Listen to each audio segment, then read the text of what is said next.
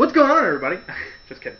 Okay, so I promised to talk about the second wrestling angle that the Big Boss Man had been a part of that I just thought was really just one of those moments where, again, you wonder what they're thinking. Like, what could possibly be going through somebody's mind to say that this is a good idea? Because, like I said before, Vince McMahon, he doesn't let anything get on TV that he does not approve of. So, he would have had to be sitting down, getting pitched this idea, and he says, we're totally going to go with that. That'll be awesome. And I don't know, the longer wrestling fans might know what I'm talking about, but again, we must start from the beginning. There was a wrestler in 96, 97-ish, by the name of Al Snow. Now, he had come to the WWF as Leif Cassidy, one half of the New Rockers. And I'll tell you right now, you put the word new in front of anything, it's going to suck. And they did. They sucked. But that is a video for another time. So he came back, he went to ECW. And he was trying to get over in ECW. Game of Thrones. Great book. So he's in ECW trying to get over with this gimmick where he's completely lost his mind. He's talking to himself. He's trying to get people to believe he's insane. And so, again, I'm only quoting this as Mick Foley saying that it's fact, but Mick Foley had gone on record as saying that Al Snow was responsible for giving him the idea of Mr. Socko, the hand puppet that Mick Foley would repeatedly carry around with him for the rest of his career. And Mick Foley had gone on record as saying, well, I gave Al Snow the head idea. If you don't know what that is, one day Al Snow just suddenly shows up on TV with this mannequin head. And it had the words, "Help me," written backwards on top of his forehead. And he would set this mannequin head down, and he would talk to it. I remember one of the promos he cut was, he's like, well, that's just great. Somebody told the ECW guys that I'm injured and I couldn't wrestle tonight. Thanks a lot. I wonder who that could have been. And he's looking at this plastic mannequin head.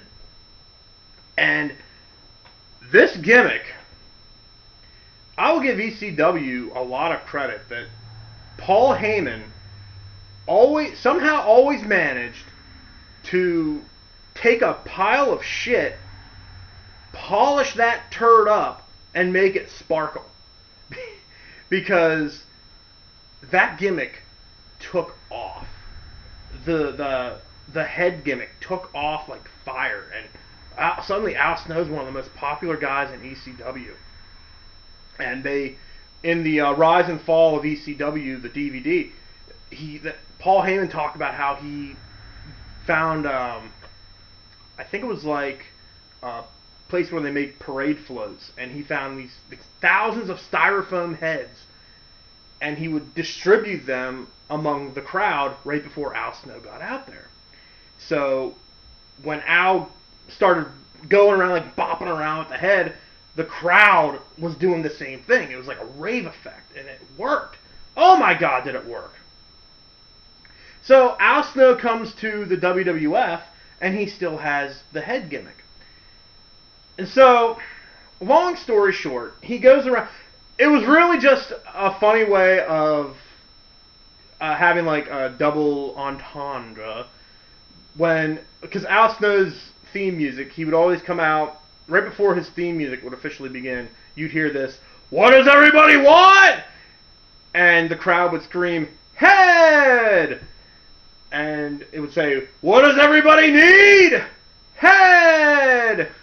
What does everybody love? Head! It was cheap, but it worked. It was funny. The little kids didn't know what the hell. They were just cheering along. Head! I want head, Daddy! And that's when Dad's like, okay, you can't watch wrestling anymore. You cannot watch this anymore with me. So, then comes the Parents Television Council, the PTC, which kind of put wrestling in its crosshairs for its language and its foul humor and just its complete and utter contempt for life. Which I will admit, the Attitude Era of the 90s and early 2000s, it got out there. It was really weird. It also is some of the best material that I will probably be sharing. But anyway,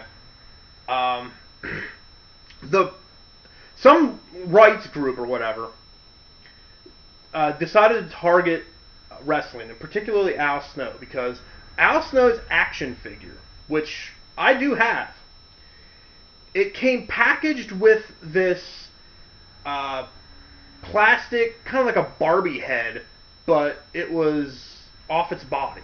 So that represented the mannequin head. But the parents groups decided that is a severed head. That depicts decapitation of women. We cannot have that. No. So okay. If you didn't ever watch wrestling, I think the last thing you would want, or you would even believe, is that this action figure came packaged with a severed head that was meant to be a woman's head. You know, parents would just say, like, okay, scenario. You're in the toy store with your child, and your child's like, Daddy, look, here's an Al Snow doll, and it has head with it. And you're the father. You have no idea what wrestling is because you never watched it. He says, well, what's head? And the kid would be like, oh, that's Al Snow's plastic head that he talks to. He talks to it. Because he's supposed to be crazy, and he talks to the head and gives him advice. And the parent would look at him like, huh, okay, whatever. Not once would I think any sane parent look at that and like, no, Timmy,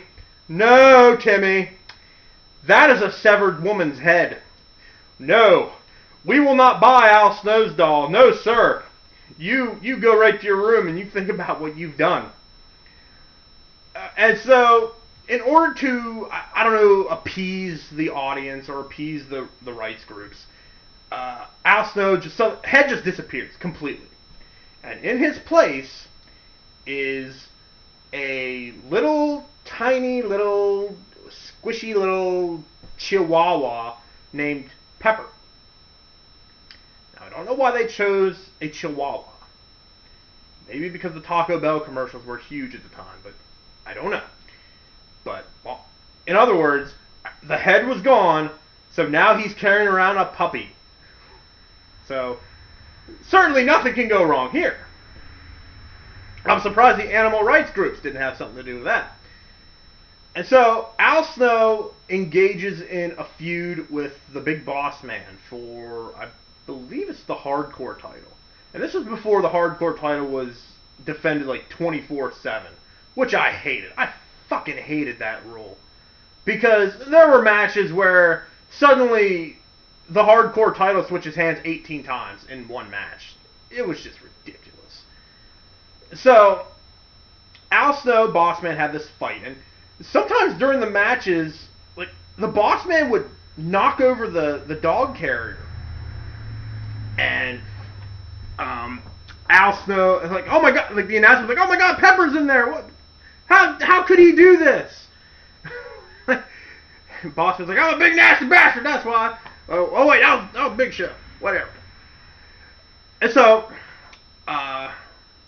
somewhere along this feud, the boss man steals Pepper.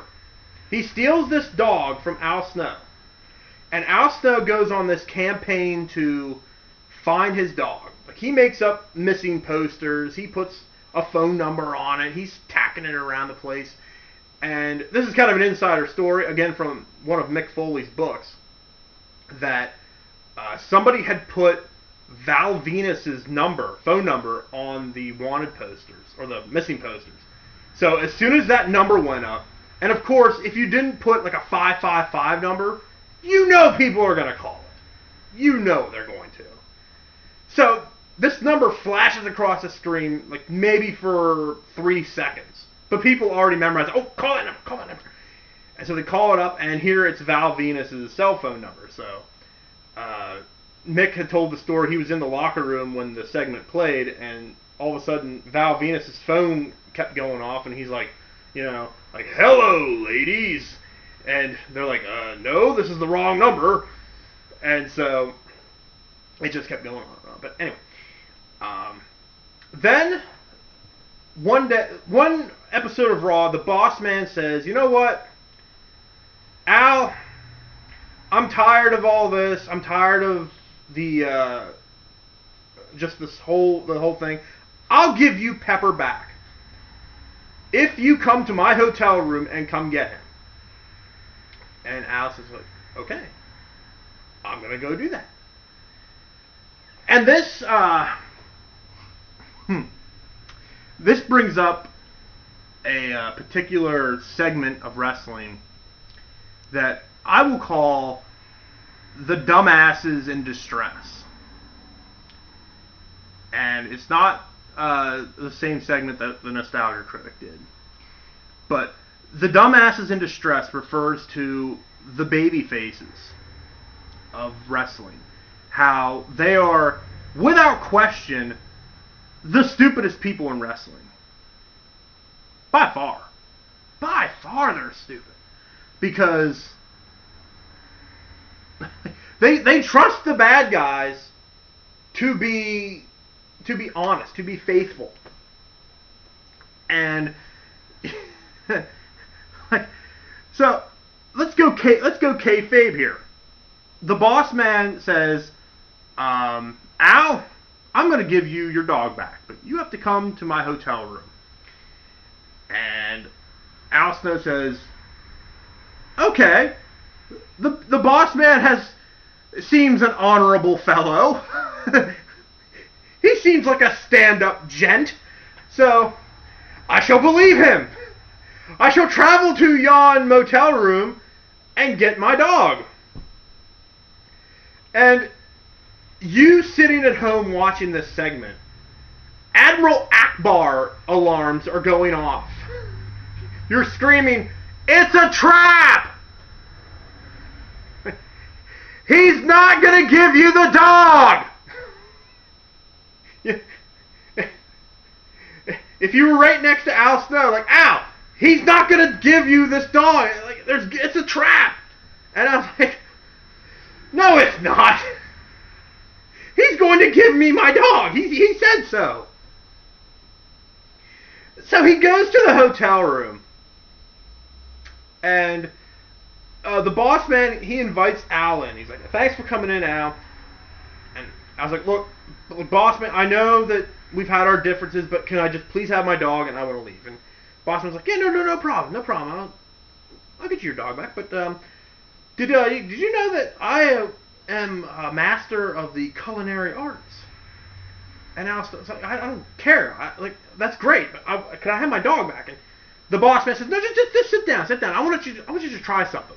I just want you to try. You look hungry, so I want you to try something that I just whipped up. And Al's like, okay, fine, I'll do it, whatever. I just want my dog. And so the boss man gives him, I think it's a plate of something, of some kind of meat.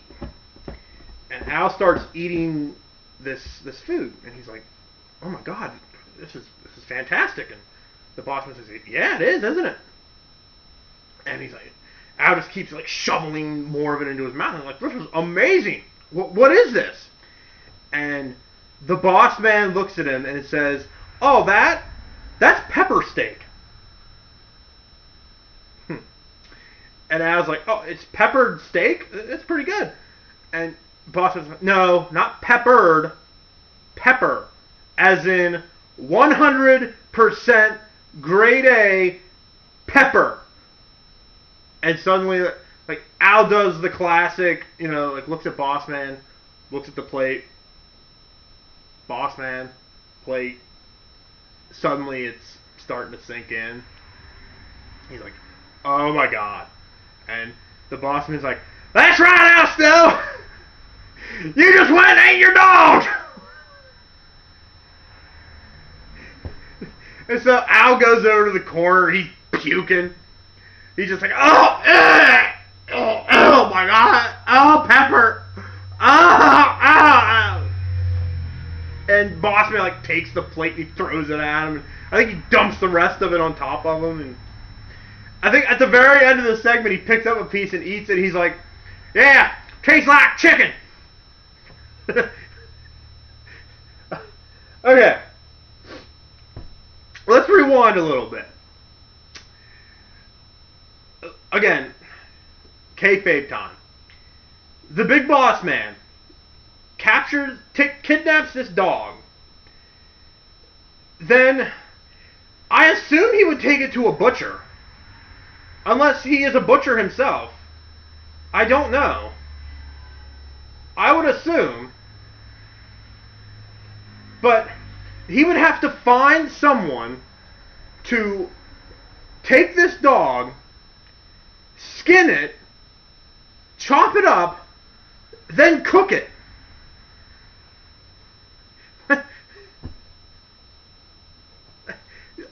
Again, you probably don't have to think about it. Unfortunately, I do. I think about every little detail of this. Like, it's not so simple of, oh, he just kidnapped Al Snow's dog and made his lunch and eat it. No, I'm thinking, where would he take it to get it processed? Who would do such a thing? The Chinese, maybe? I don't know. Dog is a delicacy to them. That's not being racist, it's true. It's scientific fact. And so, this all leads up to a match. Because again, this is wrestling world, not real world. In wrestling world, when you have wronged somebody, you don't hire a lawyer, you don't call the proper authorities, you demand a wrestling match. I'm going to talk about that next time. Because, yeah, I have a lot to say about that. So Al Snow challenges the boss man to a match. He says, "Boss man, you killed my dog and I did not like it and I demand satisfaction, sir. So I challenge you to the first ever Kennel From Hell match." And the entire world says in unison, "What the hell is a Kennel From Hell match?" And Al Snow, hearing them, says, "I will explain that." He says, "We're going to take a steel cage and put it over the ring. And then we're going to take the Hell in a Cell, which is a bigger cage, and put it over the cage that's around the ring." Now, any other match, this would have been a cool idea.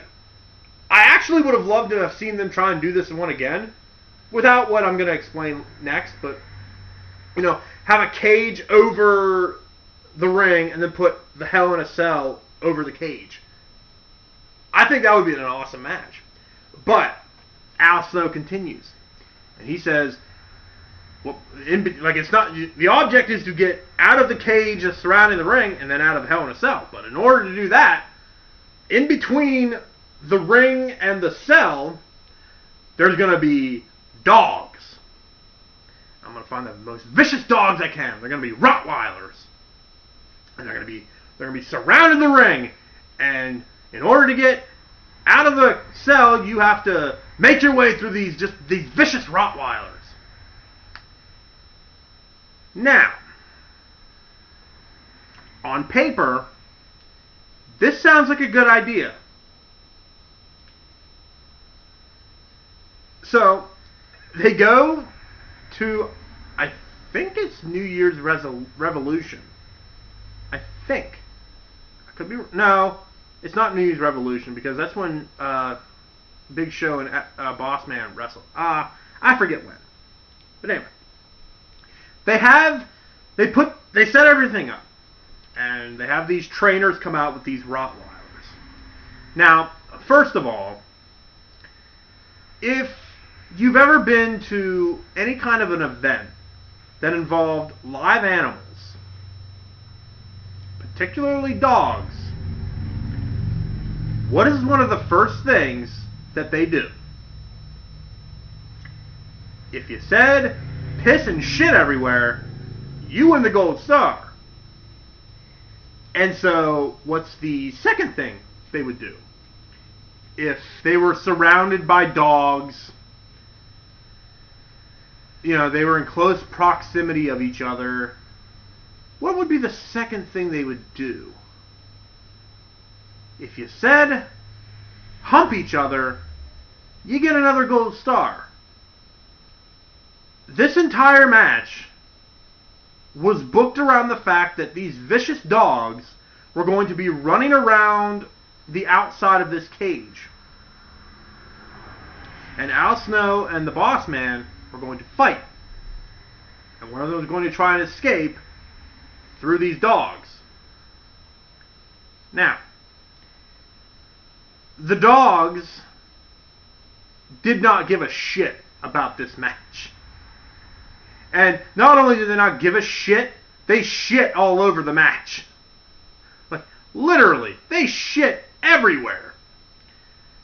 The cameras were trying desperately to get close-ups of these dogs. Like, they had the trainers in there with them. And the trainers were like, bark at the fucking guys in the ring. Bark! Bark! And they were busy barking at each other. They were shitting everywhere. The camera couldn't stay on the dogs for very long because they ended up humping each other. So, this entire match was a complete disaster. But the build-up of it was great. Because this is a world unto its own where again, you can kidnap someone's pet, skin it, boil it, and eat it, and no repercussions will come from it except being challenged to a match, to a wrestling match. So, wow. And after that, I think pretty much both of their careers imploded after this one. This was a bad one. But, you know what? I take solace in the fact that this match exists. Because, again, like I said about pretty much everything, after you watch this, go find it on YouTube. It's funny. I don't know if they have this particular match. I'm sure you can find it, but yeah, the Kennel From Hell, they call it. And, oh my god. Oh my god. Vince McMahon signed off on this. He thought it was a great idea. As they all do. What? I don't know what else I could say about this. Somebody killed this poor dog. I can literally see the Boss Man walking into a butcher and saying, "Here, kill this damn dog. Just lop its damn head off. I'll take care of the rest." Like, did they just lop the head off or what? This is never explained. And poor Al. Al Snow ate his dog. There's nothing cool about that. Like, poor children are probably thinking, my God, he just ate his dog. I guarantee everybody after that segment went and gave their dog a big old hug. Like, I will never turn you into lo mein. Oh my God. Yeah, that's the Kennel from Hell. Wow. I seem to be saying that a lot.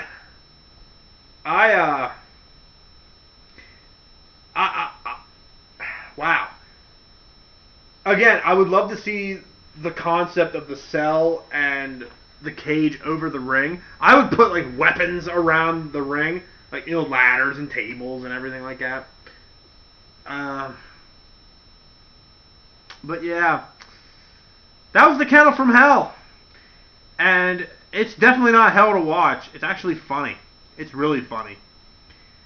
So, like I said, next time I'll probably talk about the whole concept of like the real world versus the wrestling world, because there has been concepts done in wrestling that boggle the mind, that any lawyer with 1 year of experience in law school would look at that and say, that couldn't happen. That would be stupid. But it's wrestling. It's not supposed to make sense. It is what it is. Yeah, it does what it does. There's really nothing else to say about it. I'm rambling. But, so yeah, next time I'll talk about real world versus wrestling world, and how everyday concepts are translated into the wrestling world. And there are some that will just make you scratch your head, because they do me. I'll never understand all this shit. But anyway, again, thanks for watching, and I hope I haven't bored you guys to death. So I'll catch you guys next time.